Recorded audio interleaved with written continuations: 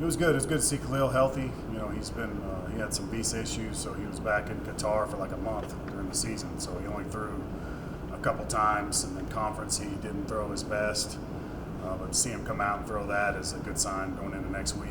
And then Luke, you know, he's a great kid, been with us for a long time. To see him continuing to throw well is really promising.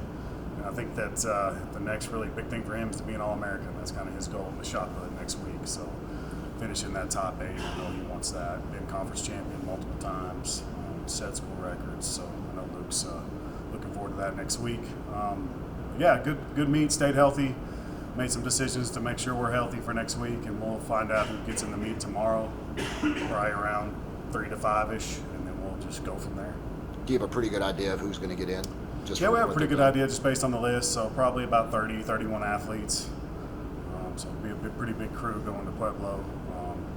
Yeah, pretty much know who's in, but just need to get that final notice of exactly who's in.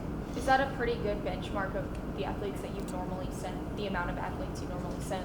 That's pretty high for us. That's a lot. So yeah, I would say anywhere from 25 to 32. Depends on like if you get those relays in, all of them, and that obviously adds them. But we have like 3 relays in, so that's going to up the amount of participants. But lots of distance kids in, 3 throwers. Jada Sewell got in yesterday in the discus, so Jada's been throwing well. Won the discus and shot at conference, so she added her name to the list. So. Manuel yesterday in the triple jump. So a few things happened yesterday that got a couple more people in. So Calvin Allen's kind of on the border, and we'll see if he gets in tomorrow. So knowing you're probably taking so many, what are the confidence level you guys coming back with the national title?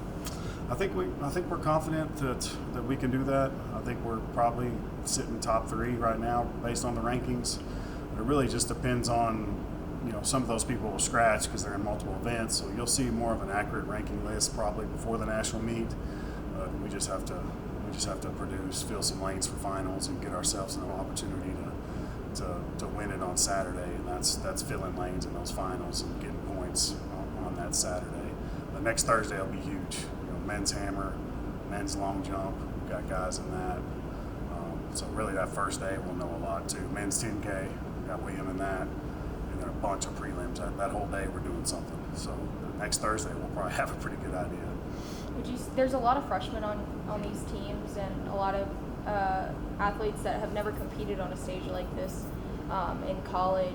How excited are they, and how are you getting them ready for competing on the biggest stage that they will have competed on? Yeah, they're very excited. I think that we do have a lot of our international kids have that experience of being a big international competition, so they'll be ready. It's not too bad of a trip for us, so the travel won't be bad. It's just getting there as healthy. If they're healthy on the line with some of the talented kids we have, and they're ready to roll, they're going to compete hard. Our job is just get them there as confident and as healthy as possible.